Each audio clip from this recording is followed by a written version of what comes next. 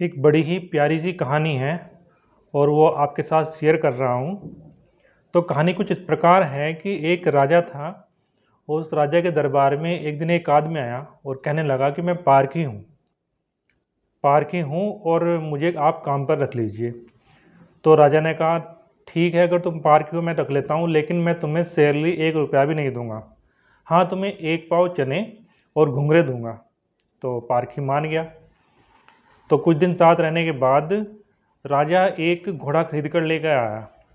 तो राजा ने पारखी को बुलाया और कहा कि बताओ, इसको परख कर बताओ कि ये घोड़ा कैसा है।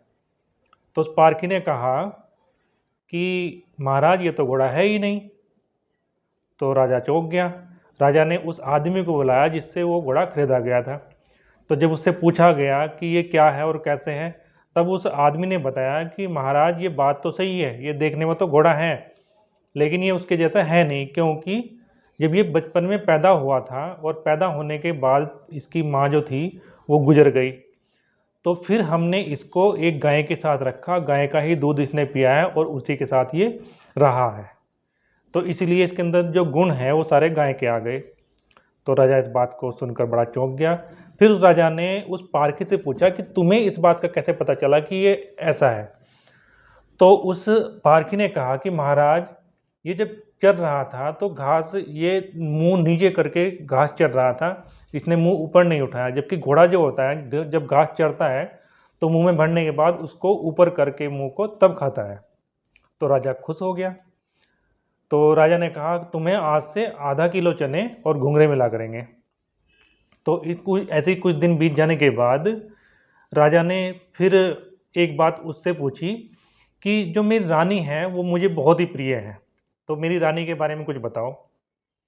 तो उस पारखी ने कहा कि महाराज, बता तो दूंगा, लेकिन आप बुरा मत मानना। तो इस बात पर उस पारखी ने कहा कि महाराज, मेरी गलती जो है वो आप माफ़ करना, तब मैं बता पाऊंगा। तो राजा ने कहा कि ठीक है, कोई बात नहीं, तुम बताओ। तो इस बात पर पारखी ने कहा कि महाराज, जो आपकी पत्नी है, महारानी है, वो खानदानी नहीं है। तो इस बात को सुनकर महाराजा चौंक गए।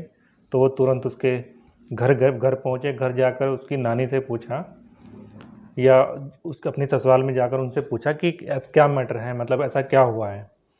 तो जो उनकी दादी थी, तो उन्होंने बताया, पड़ोस की, कि उन्होंने बताया कि जब ये पैदा हुई थी तब इसकी जो माँ थी वो एक्सपायर हो गई थी। अब पाला तो इसको हम नहीं हैं, लेकिन जो काम वाली बाई आया करती थी उन्होंने ही इसको दूध पिलाया, उन्होंने इसका पालन पोषण किया है, इसीलिए इसके अंदर गुण उनके वाले हैं। तो राजा सुनकर बड़ा चौंक गया और वापस जब आकर पारखी से पूछा कि पारखी, तुम्हें बताओ कि ये बात तुम्हें कैसे पता चली। तो पारखी ने कहा कि महाराज, इनके अंदर एक भी गुण महारानी वाले नहीं हैं। जो महाराज, जो खानदानी होते हैं, वो उनके अंदर शालीनता होती है, सभ्यता होती है, उनके अंदर अच्छे विचार होते हैं, लेकिन ये नौकरों पे चिल्लाती रहती है, हमेशा उनको अकड़ दिखाती रहती है।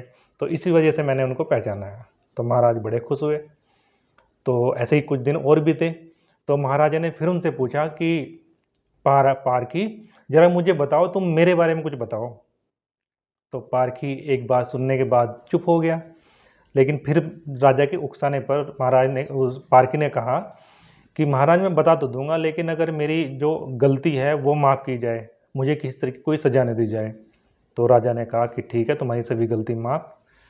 तो इस बात पर उस पारखी ने कहा कि महाराज, आप भी खानदानी नहीं हैं, आपके अंदर राजाओं का वंश नहीं है, और मुझे तो ऐसा लगता है कि आप कोई भड़बूजे हो, कि इस वजह से मैं आपको मतलब ये बातें कह रहा हूँ। तो राजा शौक में गया। तो वो अपनी माँ के पास पहुँचे। माँ से पूछा कि माँ, बताओ मैं कौन हूँ और कैसे हूँ। तो उनकी माँ ने कहा कि बेटा, अब तुम्हें क्या बताऊँ, जब तुम पैदा हुए थे उस समय पर हमारे राज्य के जस्ट बराबर में एक बड़बूजे का घर भी था, तो उनके यहाँ भी एक लड़का पैदा हुआ, लेकिन हमारे यहाँ जो लड़का पैदा हुआ था वो पैदा होते ही एक्सपायर हो गया। तो अपने ख़ानदान को, अपने राज्य को वारिस देने के लिए मैंने उस बड़बूजे के बच्चे को गोद ले लिया, और तुम वही हो, इसलिए तुम्हारे अंदर उनके वाले गुण लग रहे हैं मुझे ऐसा।